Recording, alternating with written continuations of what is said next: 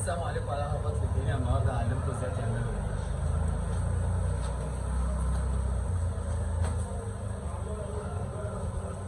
بصوا يا اخواتي، اول حاجه هنحط سنه زيت على البلاطه عشان العيش ما يلزقش. تمام.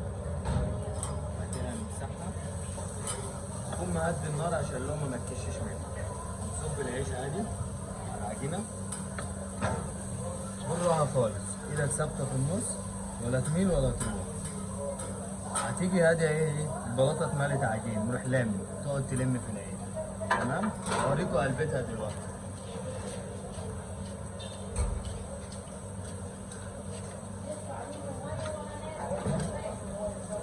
دي كمان نفس الكلام اهي.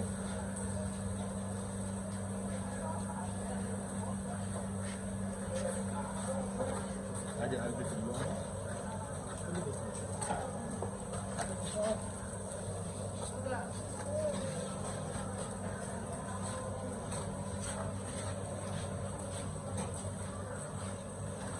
يلا يا عم قول يا عم، ماشي يا عم. لا يا عم.